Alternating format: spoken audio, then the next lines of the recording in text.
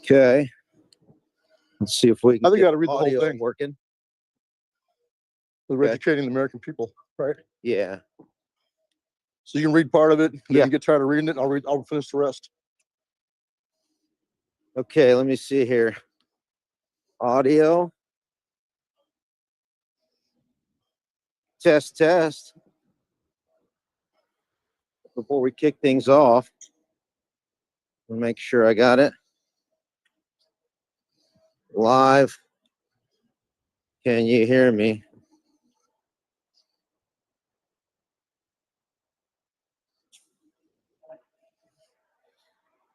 All right, we're just getting the audio set up, folks. Want to make sure we got. Okay. Video's coming in shortly. Stand by.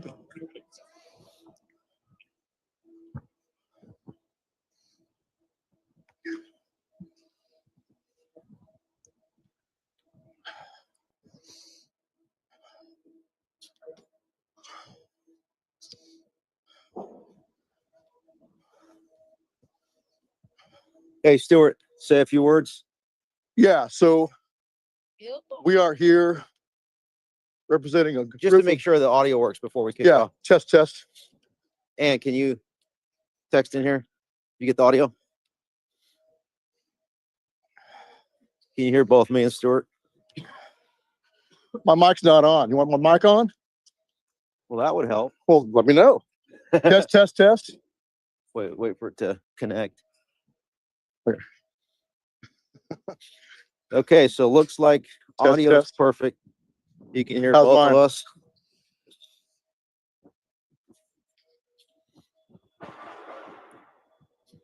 Oh, yeah.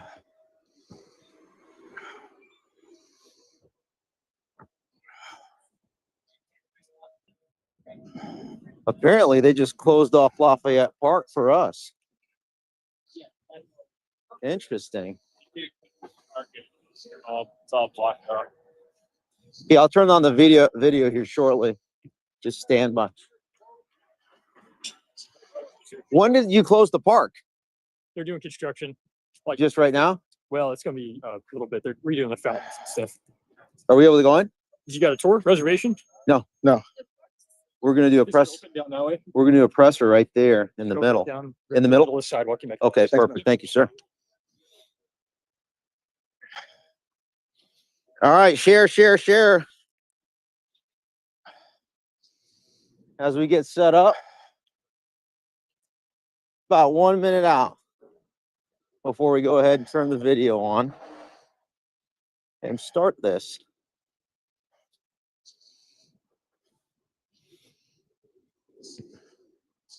Okay.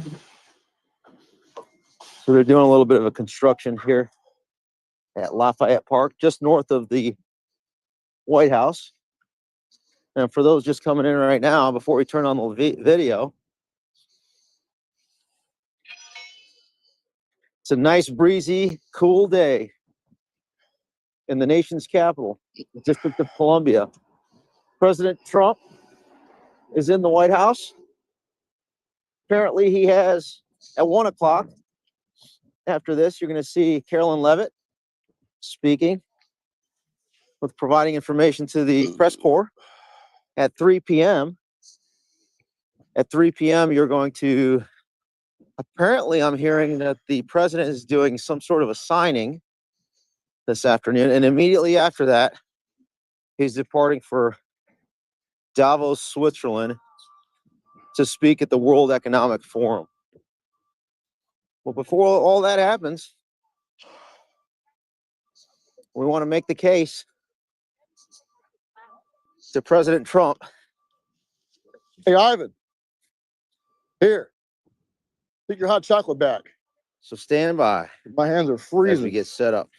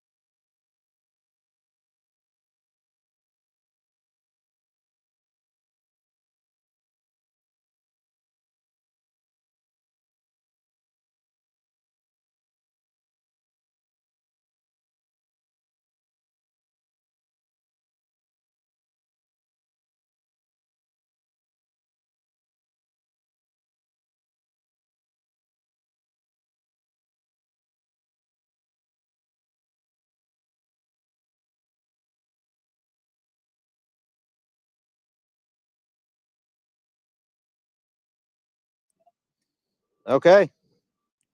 We're at the White House. Test, test. And make sure we have audio, video. And we got audio. Test 1, 2, 3. Okay.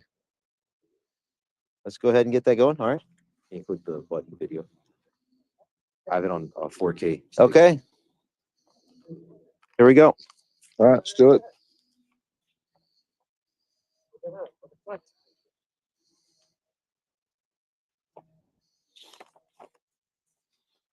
Okay.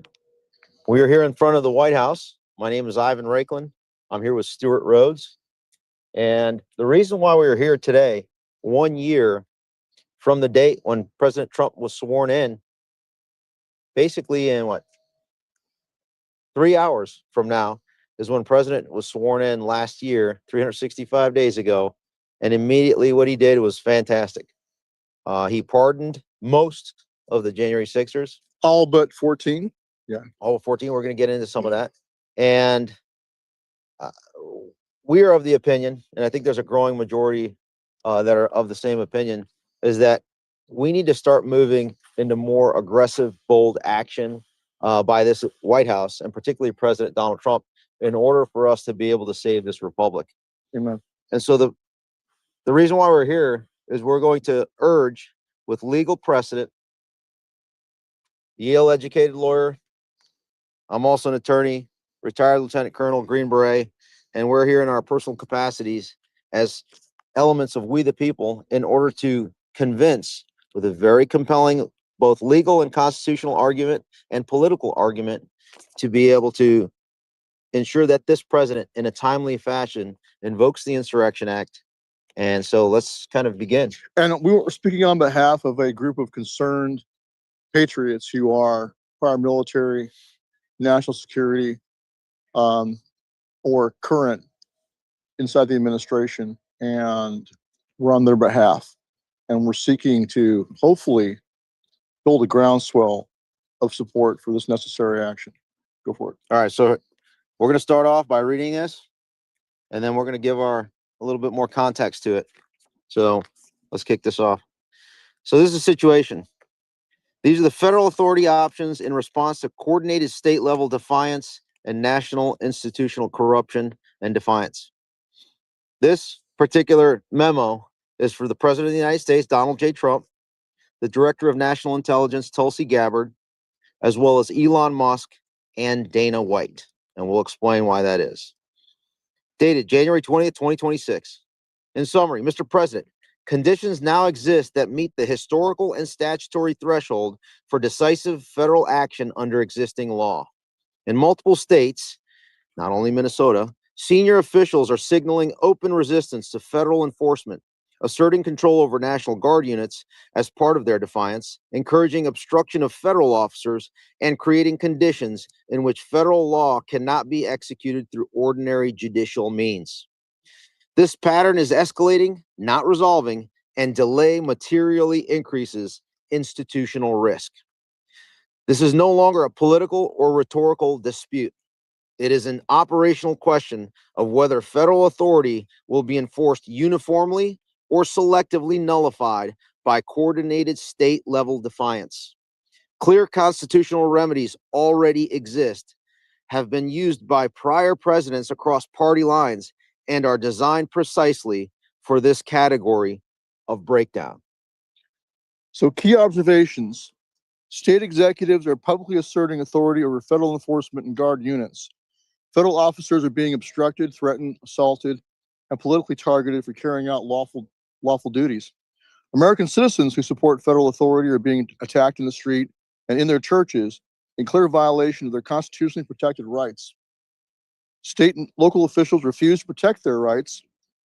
Judicial remedies are increasingly ineffective or delayed in real time. Historical precedent confirms federalization authority when states refuse to act. Immediate option. Invocation of Insurrection Act to ensure execution of federal law and protection of constitutionally protected rights where state authorities fail or refuse to do so. Resistance to lawful authority, transparency, and accountability at the federal level. Current conditions also indicate a growing and coordinated pattern of institutional defiance involving elements within federal agencies and political operatives that obstructs the execution of federal law pursuant to the Constitution and perpetuates systemic corruption. This pattern reflects a broader challenge to uniform enforcement of the Constitution and federal statutes, where ordinary judicial remedies are increasingly ineffective in real time. Existing federal mechanisms, including the Insurrection Act and declassification authorities, were designed for such breakdowns and have been exercised by prior presidents when institutional integrity was at risk. Recommended follow-on. Intelligence review and targeted declassification by Tulsi Gabbard and the intelligence community to restore public trust and institutional accountability. Consequences of continued inaction. If unresolved, the unrest will only grow, as we're seeing. As the weather becomes warmer, you're going to start to see further escalation. Further continuation of this pattern risks normalizing coordinated resistance at both state and federal levels, leading to evidence degradation, operational paralysis, and erosion of public trust in government institutions. Delay may require more disruptive corrective measures later, increasing political and operational inability while reducing viable options for restoration of lawful order. Now, the political ramifications of failing to act. Continued inaction will cause the GOP to lose the midterms. The great cross-section of the American people who elected President Trump 3 times are becoming dispirited, quote, black-pilled, as some say, because of well-documented, systemic lack of accountability in government. They want decisive action to expose and end government corruption. Decisive action prior to the primaries will energize your base and give them the chance to successfully primary out weak and corrupt Republicans as well as Democrats and run true America First candidates that great cross-section of Americans will once again support and successfully elect, preserving the majority in Congress. Only action will do that. Failure to do that guarantees a loss of the majority, which will result in impeachment yet again and potentially removal from office at a minimum. Further, decisive action now will also allow patriotic JFK, Bobby Kennedy Democrats to purge out the corrupt politicians in the Democratic primaries and replace them with true patriots. This will lead to a national unity and return to constitutional order. Current conditions and escalation. I'm going to go into the timeline over the last 12 years almost, starting with the auto pen pardon date of 2014. The timeline below, drawn from public reporting, declassified materials, congressional inquiries, and contemporaneous records, demonstrates a persistent campaign of obstruction. 2014, Ukraine-Biden connections, noted as UKR, Ukraine, Biden 10% big guy. 2015, early Crossfire Hurricane spying activities. 2016, Crossfire Hurricane investigation and General Flynn's takedown. 2017, the Mueller investigation. 2018, the first impeachment hoax against President Trump. Insurrection riots, Charlottesville, for example. 2019, the second impeachment hoax, COVID-19, 2020 election irregularities and associated riots. 2020, COVID and election irregularities. 2021, Fedsurrection, second impeachment hoax, and the January 6th committee. 2022, continuation of January 6th committee, and lawfare begins. DOJ, Jack Smith, Fannie Willis, Alvin Bragg, Letitia James in New York, DC, Florida, and Georgia in an unprecedented indictments of a president. 2023, continued escalatory lawfare. 2024, assassination attempts against President Trump. 2025, Minnesota insurrection, ongoing arrest in the 2026. 2026, current Minnesota insurrection, rebellion, Virginia follows suit on day one of the new trifecta of Democrat control in Virginia. Recent developments in Minnesota exemplify escalation. Governor Tim Walz, shown to be a CCP surrogate practically, has issued statements labeling federal ICE operations as a modern-day Gestapo and urged their departure from the state, while issuing a warning order to the Minnesota National Guard, asserting, quote, "They are our guard to protect state interests." Minneapolis Mayor Jacob Frey has similarly discouraged cooperation, stating ICE should, quote, "get the fuck out of Minneapolis," close quote, and implying potential state-level prosecution of federal officers. These declarations have coincided with physical assaults on President Trump's supporters, including a January 2026 clash where protesters attacked individuals in Trump apparel and patriotic apparel at deportation rallies, and a late 2025 pro-Trump event in Minneapolis where counter-protesters caused injuries amid ICE-related unrest. Governor Walz documented ties to the CCP, including 30 visits to China, a 1989 teaching role involving alleged personal connections to Chinese Communist Party officials, and funding from Chinese sources for student trips raised additional concerns of foreign influence amplifying domestic resistance.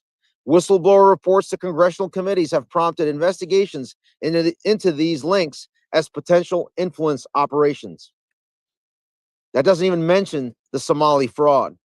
Internal betrayals within your administration, President Trump, further illustrate the conspiracy's depth. Recent disclosures reveal that former Attorney General Bill Barr communicated with Fulton County District Attorney Fonnie Willis and other prosecutors targeting President Trump, coordinating on election-related investigations despite his role in the administration. This aligns with revelations about General Mark Milley, who engaged in unauthorized communications with Chinese counterparts, assuring them that he and Department of Defense at the time elements would not follow orders in the event of conflict with China, undermining civilian command authority. Legal authority and historic precedent. Federal law provides the president with authority to ensure execution of U.S. laws when obstructions render ordinary judicial proceedings impracticable. This authority has been invoked approximately 30 times in American history. We're talking about the Insurrection Act. So relevant precedents include Thomas Jefferson, the president who signed the Insurrection Act into law, invoked it in 1807 to suppress Aaron Burr's alleged conspiracy. Troops mobilized, but plot collapsed. James Madison used it during the War of 1812 to suppress unrest.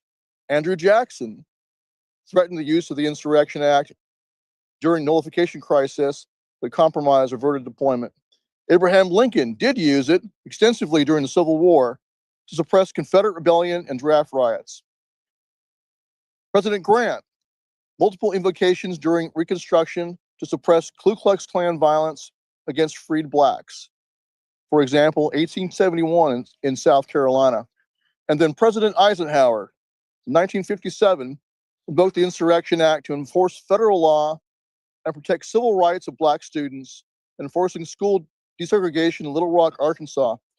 The governor of Arkansas had ordered his state guard to block integration of the schools.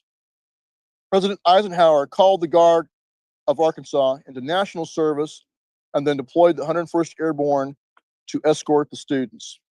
John F. Kennedy invoked in 1962 for desegregation at the University of Mississippi and in 1963 at the University of Alabama, again, to protect civil rights. Lyndon Johnson invoked the Insurrection Act in 1965 to protect Reverend Martin Luther King's Selma marches and to keep the peace in the 1967 and 68 urban riots. Then George W. Bush invoked the Insurrection Act in 1992 during the Los Angeles riots and deployed the U.S. Marine Corps to the streets of Los Angeles. In each instant, federal authority was exercised to restore lawful order, protect rights, and preserve the supremacy clause of the U.S. Constitution. Recent historical advocacy for similar action.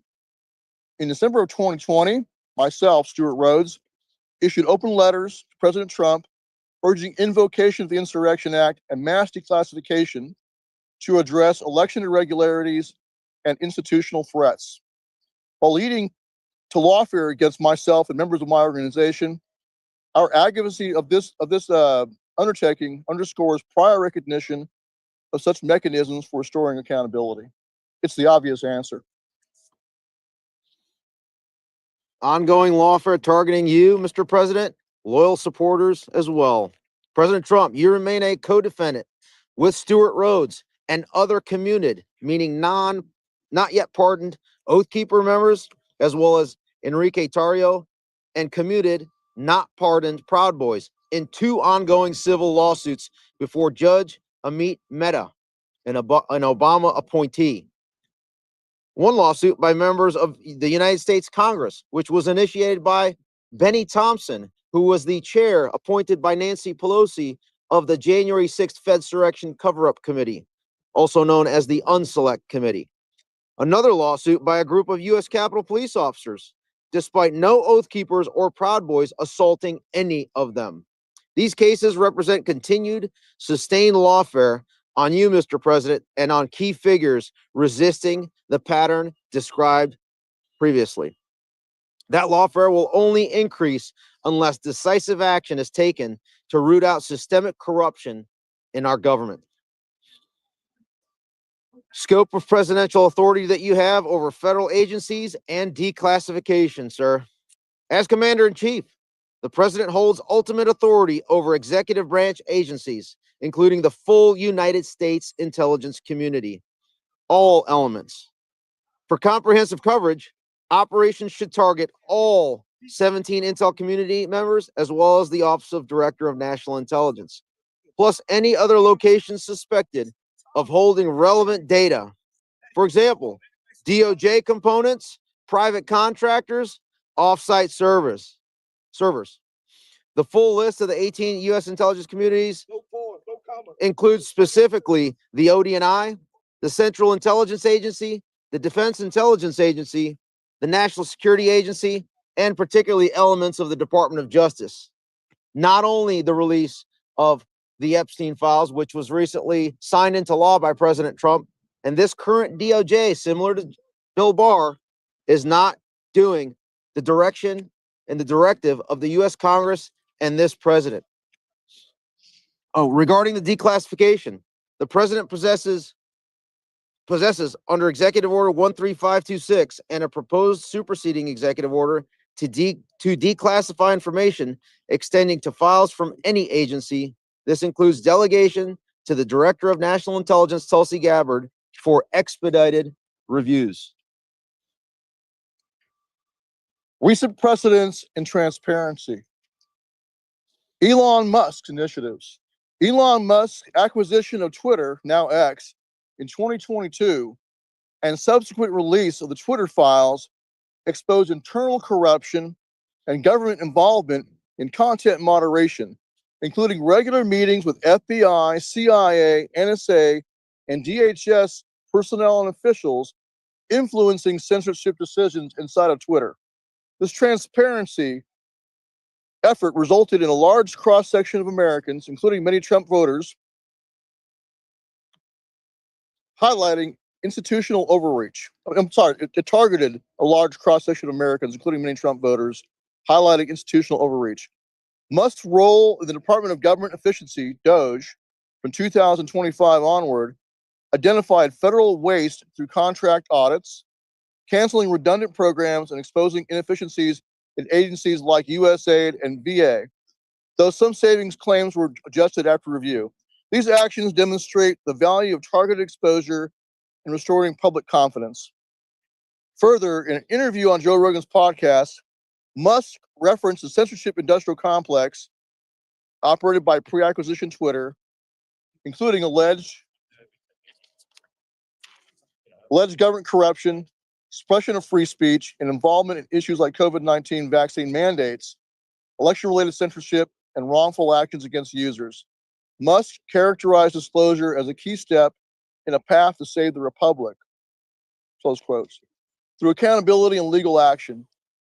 In the March 2025 appearance on the Joe Rogan Experience, Elon Musk publicly addressed why he hasn't released these files yet, explaining that the content is highly sensitive and could pose significant personal risks, stating he must be careful not to push too hard as it might shorten his lifespan or endanger him. He expressly stated that he could be assassinated.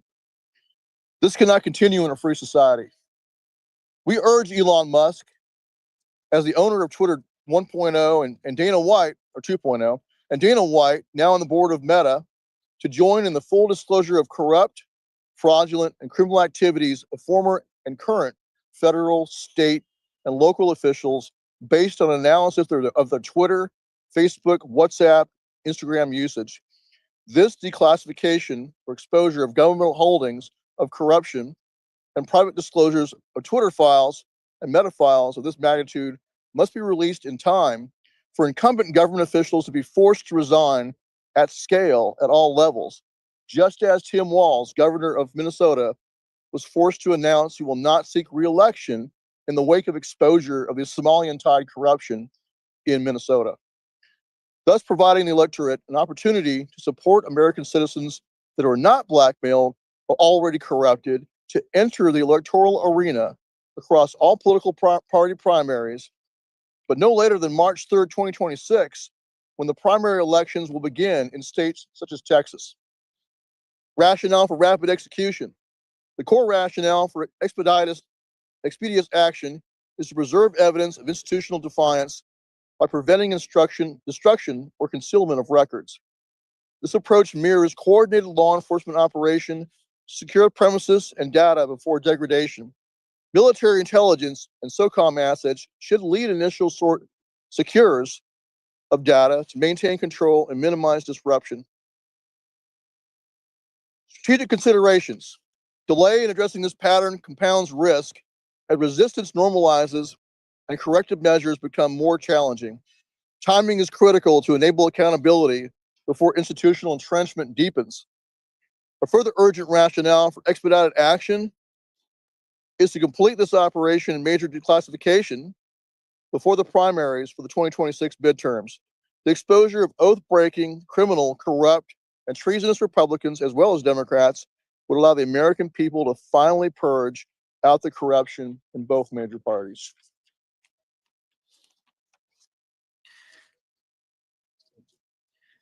The Make America Great Again base would be able to primary out the corrupt incumbents and replace them in the primaries with true America First patriots.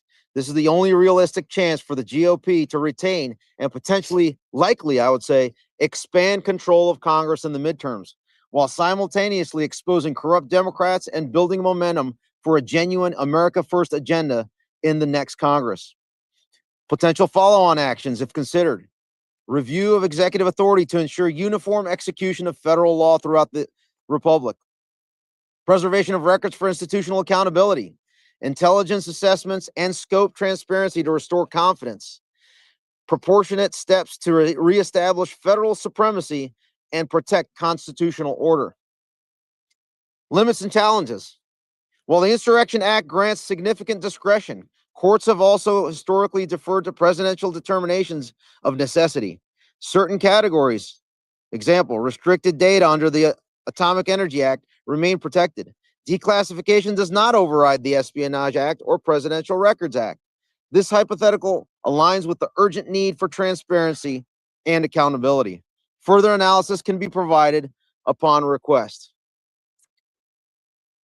This memorandum to the president is signed by Stewart Rhodes, founder Oath Keepers, Army Airborne veteran, Yale Law grad from 2004. You can find him on @RealOathKeepers on X. And myself, Ivan Raiklin, retired Lieutenant Colonel, Special Forces, also an attorney. And you've heard me out there in the public as the Deep State Marauder and the Secretary of Retribution, America's Secretary of Retribution. But this doesn't end there. This is on behalf of a group of concerned national security, military, and legal personnel, both within this administration and outside of the current administration. And that number is growing as we communicate through platforms such as X and Rumble. So now I want to kind of give you, Stewart, a couple minutes you want to add? Sure. on what the current state of our union is and what we can do moving forward, and I'll close out. Yeah. So a growing number of Americans realize that our political system is broken and is almost irreparably corrupt. Both major parties, that's why they're referred to as a uniparty, treat the American people like cattle and are robbing them blind and stealing their rights away piece by piece. Trump's own base, the people who voted for Trump, you had a cross-section of America, walkaway Democrats, traditional conservatives, Ron Paul Republicans like myself. I worked for Ron Paul here in Congress. Independents all came together and voted for Trump 3 times in a row. And I think a good analogy is that we realized that the swamp was overflowing. We have crap in our house, flooding our house, and we hired Trump as the plumber 3 times. And we expect him to fix it. And if he doesn't fix it, then we're going to have to fix it. We'll have to start knocking holes in the foundation with shovels and pickaxes and sledgehammers and take care of ourselves. So we call on him to do what he was sent there to do. He was spared in Butler. His life was spared by God, I believe, so that he has a chance to save this republic. He'll be given a brief reprieve and a chance to save it. He has to fulfill his destiny. He needs to channel his inner Andrew Jackson, his inner Lincoln, his inner Teddy Roosevelt.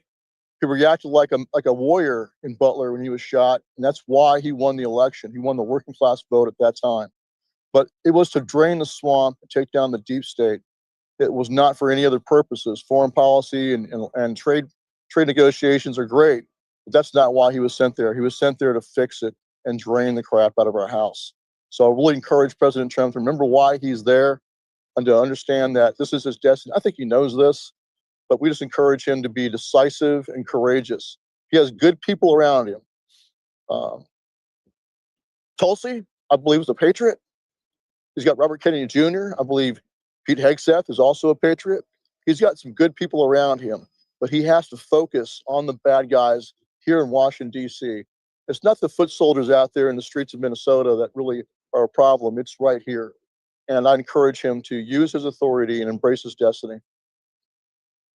So later today, the President of the United States, while he's currently in the White House, is scheduled to go overseas to Davos, Switzerland, to attend the World Economic Forum, to represent the United States of America.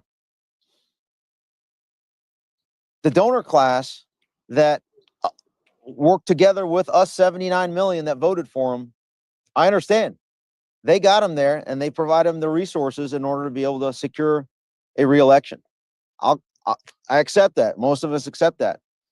So the way we view it is that the first year of this administration, short of potentially that first day, from our perspective, has been focused primarily on foreign interests. As you see, and I get it. We want peace through strength. We want peace throughout the world. But I think at this point in time, it would be nice for the president to listen to folks that are not in your administration that have been the most loyal to the Constitution and to you personally. Stewart Rhodes, it's very cold today, but I want to ask you if you can pull out the tattoo on your arm. Yeah, I could do that. Sure. And tell us a little bit about that. Well, Might not last too long because it is a little chilly. I'll use your mic. No, what I would just say is that I got this tattoo after President Trump was shot in Butler and in prison because, like I said, I realized that 1, God saved his life, but 2, he reacted like a warrior that day. It was that kind of physical courage. You got to go back to George Washington himself or Teddy Roosevelt or Andrew Jackson. That's the kind of courage, physical courage he showed that day. So he has a warrior's heart, and you can't fake that. It's real. He jumped up. First thing he was worried about is where are my shoes? And then he jumped up and raised his fist in the air and said, fight, fight, fight. That's a warrior's response to being shot at. You're not going to see that from Sleepy Joe. He'd have been in the fetal position. So that's when Trump displayed his warrior's heart. And all the men in my unit, black, white, and Hispanic, all cheered for President Trump. And the inmates said, you know, Trump's a legit OG. That means vast respect as a man. And that's when I knew that he had won the working class vote of all the men across the country of all races. The majority of black males, for example, that's the first time that I know of in recent history, they voted for Republican. It's because of that courage he showed. So I believe that's his destiny. And that's why we were in Washington, D.C. on January the 6th. We were there to protest against a coup that was against the will of the people and in violation of our Constitution. And those of us went to prison. In fact, the 14 of us that were commuted, not pardoned, were all the guys that went to trial and refused to bend the knee and kiss the ring. We refused to turn on President Trump. We could have done that. We could have turned on him and bore false witness and just gone home. None of us had to do any prison time, but we refused to turn on him. And so we still have 12 of us that need pardons now. I believe 8 of us are veterans. I'm a disabled veteran, lost all our benefits. So we would like to be restored. But above all, we want our country restored.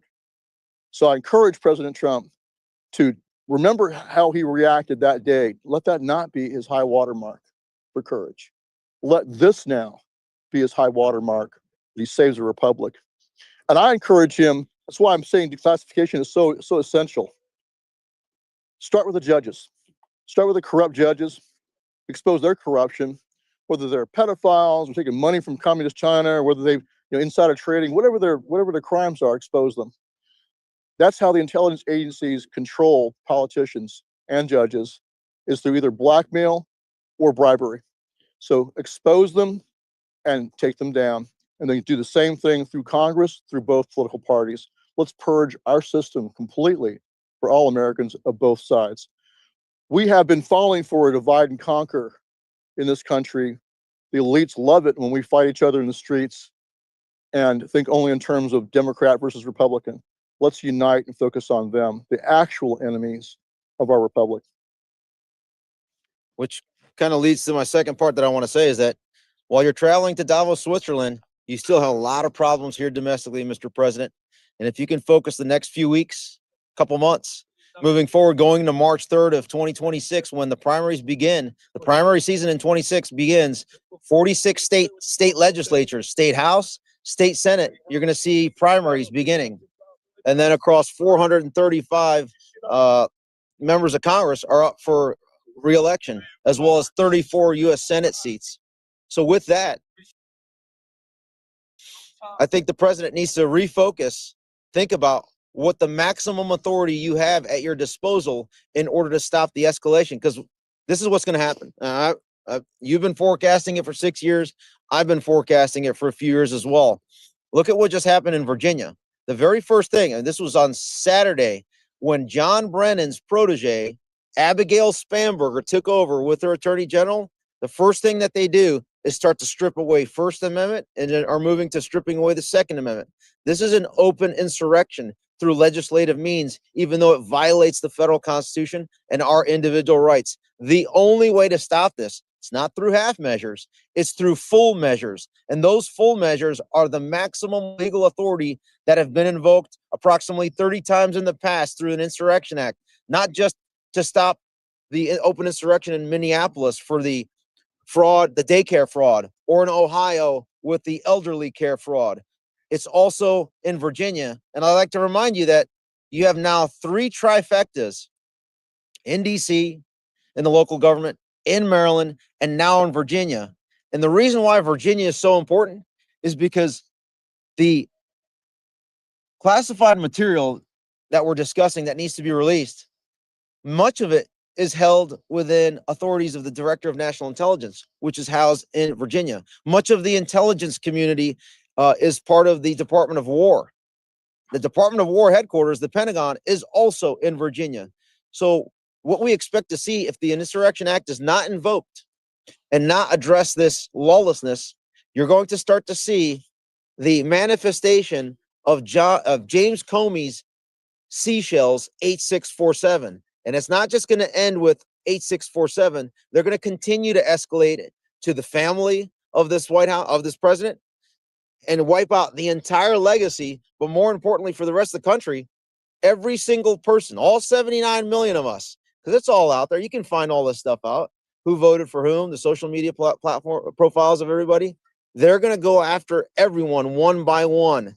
And the first thing that they're going to do, just like in New York they started, and in Virginia, I'm hearing that they're trying to pass a law to frame January 6th has to be taught in public schools moving forward as the insurrection, as opposed to the Nancy Pelosi facilitated, incited, instigated entrapment known as the Fedsurrection that ensnared 1,575 thus far. And that number is going to grow if they come back into power. The only way to stop the lawlessness is through massive, bold, decisive action. And it's not novel. It's known as the Insurrection Act. And the details of exactly how that's going to look is we're going to discuss this moving forward on our channels on X, as long as Elon allows us to talk. So let me just add something And though. one last thing I want to say is, in the next coming days, I'm going to actually I'm going to address this to Elon Musk and Dana White, because this applies to you along with President Trump and Tulsi Gabbard. The American people voted and demanded for transparency. Elon Musk has already provided that in the form of his Twitter files. That was phase one. He's still sitting on the Fauci files, and he's still sitting on any and all criminal evidence based on his own tweets of that he's sitting on a crime scene. There needs to be literally a press conference out here at the White House with President Trump, Tulsi Gabbard, Elon Musk, and one of the board members of Meta, Dana White, who so happens to be a close friend of President Trump. All four of you, I recommend, should be standing side by side as you announce phase one of invoking the Insurrection Act, which is the exposure at scale. You might even throw in Chris Pavlovsky, who has stood up for the First Amendment, who's the CEO of Rumble, in that crew, to expose to the American public, both Democrat, Republican, independents, nonpartisan, those that care less about politics, expose all of the corruption from government classified holdings, government holdings, and then private holdings of Facebook, Meta, Instagram, WhatsApp, Twitter, and show all the criminality of all previous and current government officials. And that doesn't even include the Epstein stuff. Yeah, and so on Minnesota, I'll just say this, that half measures don't work. In fact, I would say that half measures led to the tragic shooting of Miss Good, because you have people who are enraged by propaganda against ICE, who are set loose on ICE, who don't understand use of force policy inside of law enforcement. You know, a angry Karen, TDS suffering Karen, is not aware of the fact that a vehicle could be considered lethal force. So you should not have ICE agents on foot having to deal with people in vehicles who don't understand what they're doing and just raging around because they've been brainwashed to believe that ICE are Nazis, when they're actually going after child sex traffickers and people that are killing our country, our young people with fentanyl. Point is, though, is that those half measures don't work. That officer had been drugged prior to that by another crazed leftist in a vehicle. So to prevent that, you'll have more safety and less chance of death like that by employing enough troops to cordon the area off. And so the analogy is what Eisenhower did in 1957 when the schools were being desegregated after Brown versus Board of Education. The Arkansas National Guard was called up by their governor to block the schools, and immediately Eisenhower nationalized, invoked the Insurrection Act, and nationalized the Arkansas National Guard, bringing them under his command. And then he had this 101st Airborne go in there to escort the kids. So you might think, well, that could lead to violence, but it did not. It led to a very peaceful outcome because no one wants to dance with the 101st Airborne, and local National Guardsmen there are not going to go against the president's orders once they're brought under his command as commander-in-chief. So I believe that's safer for Americans in Minnesota to have the National Guard deployed, and I would also recommend airborne troops as well. Follow that model. So we saw just the other day when Jake Lang, another J6er, had a protest or tried to do a protest in Minnesota, in Minneapolis. Him and his followers were brutally attacked. Frankly, it was attempted murder. I believe he was attempted to stab him. But you should not have a situation where Americans can't exercise their right to free speech. Whether you agree with their opinion or not, every American has a right to free speech and to peaceably assemble.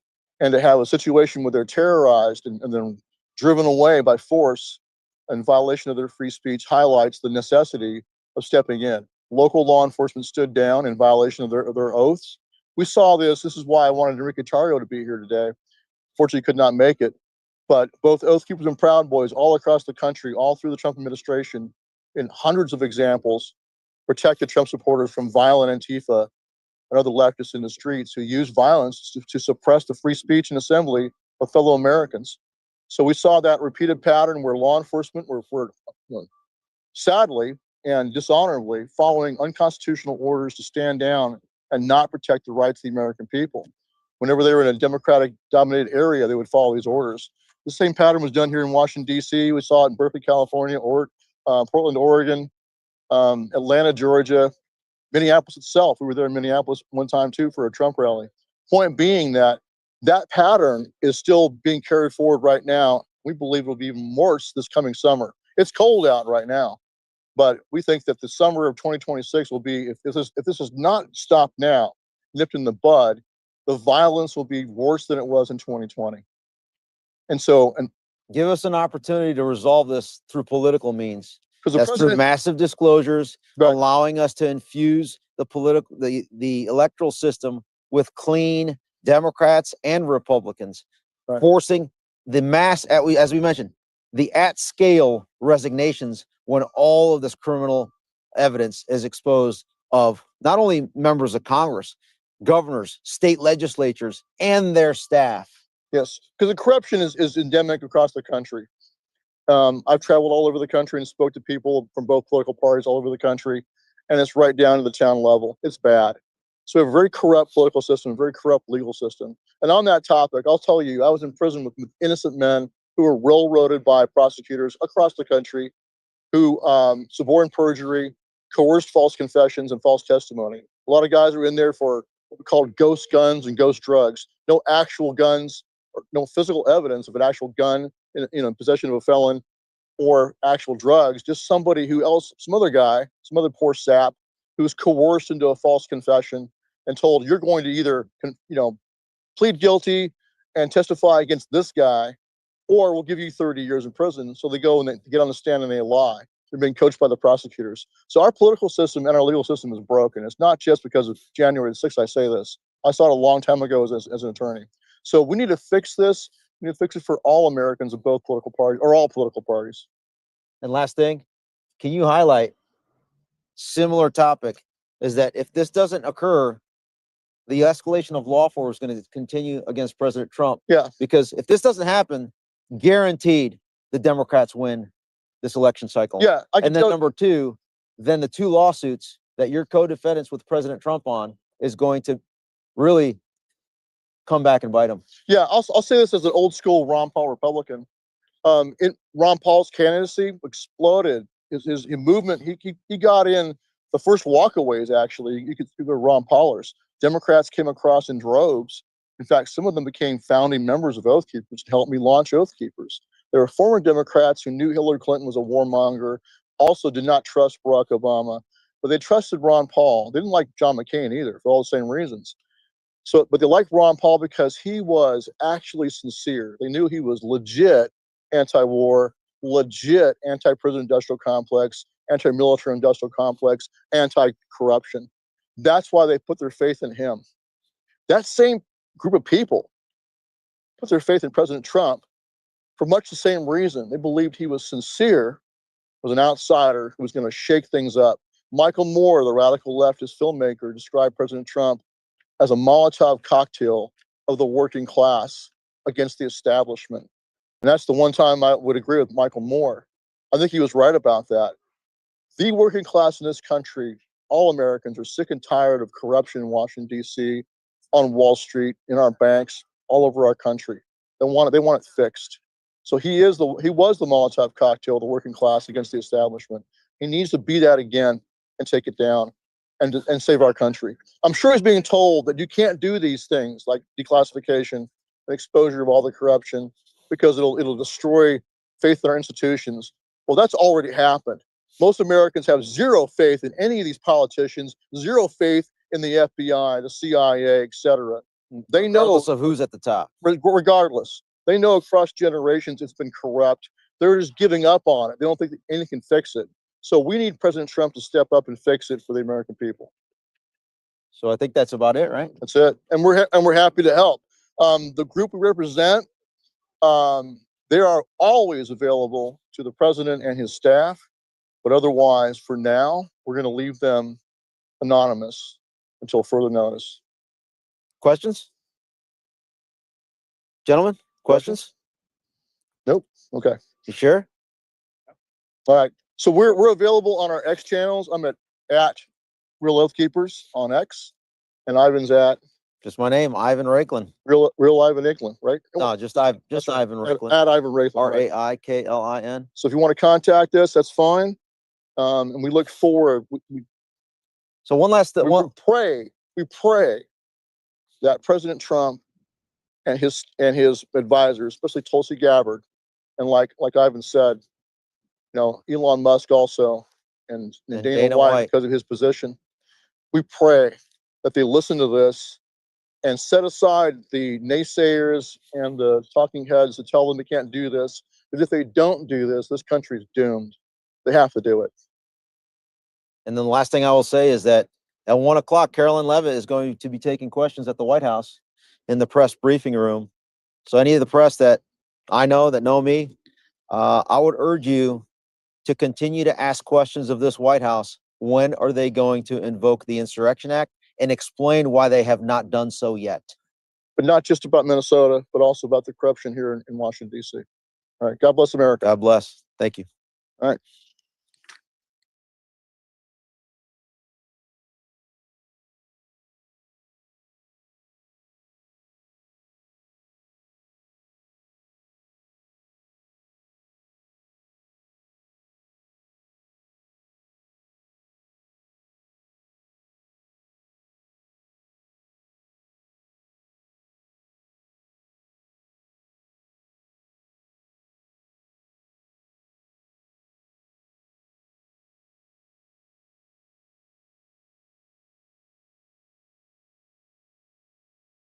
Attorney, and this is Stewart Rhodes, founder of Oath Keepers, who was commuted by President Trump 1 year ago today. And can I ask you what Also an your attorney. message is to President Trump? Yeah, the same thing you just talked about. I urged him to do this in 2020 and open letters to President Trump is to take down the deep state through mass declassification and also invocation of the Insurrection Act. So I think right now what we're seeing in Minnesota is just tip of the iceberg. The corruption in Minnesota was exposed by, what's the name of the journalist that exposed that? Matt Taibbi and Michael Schellenberger? No, the young man that exposed What are you the, talking about? no, I'm talking about Minnesota. Oh, Nick, what's his name? Nick Shirley. Nick So Shirley. Nick Shirley, young, 23-year-old, exposed the corruption. That should have been exposed by the FBI. So that's a major frustration for me is what is going on in the FBI, the DOJ. So how come it took a young man like that to go and expose for him on his own the corruption in Minnesota, and only after that do they jump in? It's very frustrating, but great. Now they're doing it. Now you got Tim Walz going to step down. But the fraud in Minnesota by the Somalis and all that is nothing compared to what's going on in the Within capital. our own The government. fraud right here in Washington, D.C. They come in here, $174,000 a year salary, and they all walk out millionaires within a couple of years. Obviously, it's from insider trading and corruption. So we want that fixed. What do you think about Trump's presidency 1 year in? I think it started out great. I think Doge was fantastic. It was a great start. I mean, hey, one of the first things he did when he came into office was set me free from prison. I was one of the J6 political prisoners. So that was a wonderful day. And we're happy to see the beginning. The first 3 or 4 months were fantastic because Doge was on the right track. I want to see it all doged, all exposed, all the doors thrown open and all the skeletons thrown out into the streets of all the corruption and just drained of all the corruption in this town. But unfortunately, they got off track. Elon Musk, I think, was driven out by people that don't want that to happen. And I hope it comes back in. Let me address that just real quick in phases. So from January 20th until May 31st, when Elon Musk was a special government employee, you saw massive exposure, just like when he purchased Twitter. So that was in the works. But then when all those criminal referrals and all that evidence started to go over to the Department of Justice, it went into like a black hole abyss. Right. In addition to that, from June 1st until September 10th, this White House still had the ear of the base, even though Elon Musk was on the outs.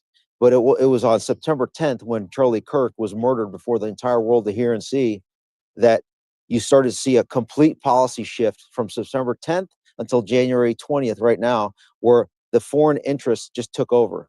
And it stems from the major donors that have donated to him during that campaign cycle. And he's ignored the base. Can I ask you, when were you pardoned? That inauguration night.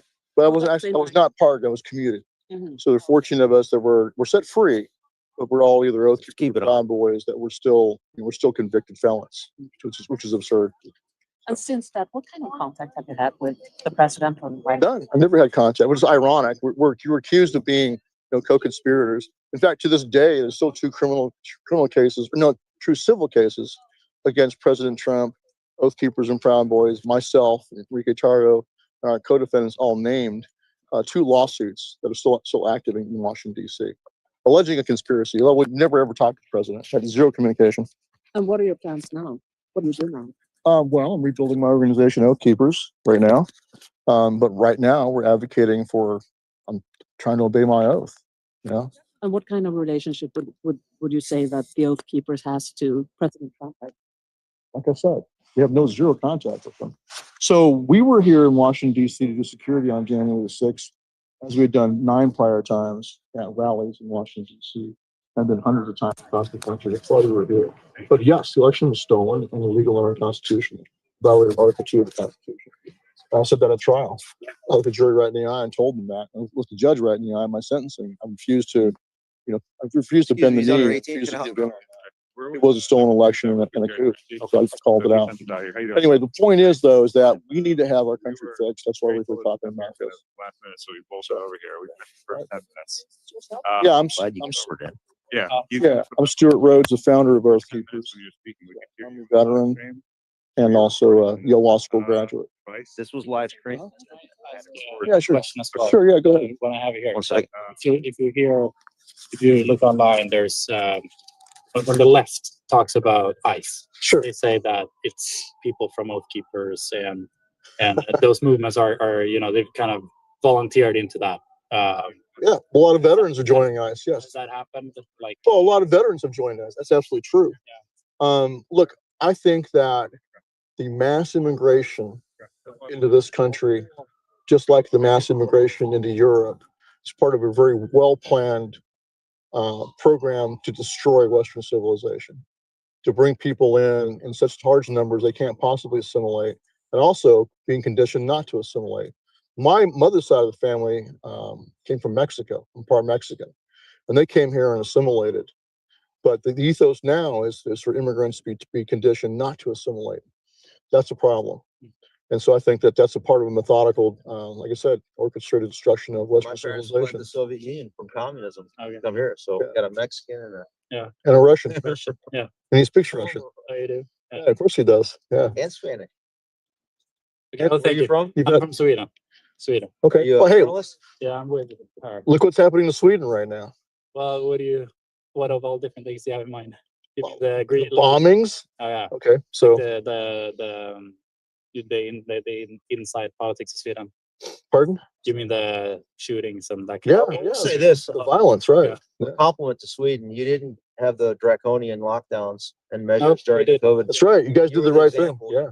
The The rest U.S. screwed the pooch on that. You guys did a good job. Yeah, I've heard people say that. Yeah, it's true. Sweden. Yeah. It's Hey, easier. you have Okay, a question? Thank you so much. He was hanging out. No problem, man. All right. Appreciate you I'm coming gonna out. throw my banana away somewhere. Sure. Yeah, good luck. I couldn't find a freaking trash can. Oh, you know what? I got a empty coffee cup there. Just stick it in that. That's my trash can. Thank you. Just some medical records also. Oh, okay. How was that? What do you think? Okay, end this.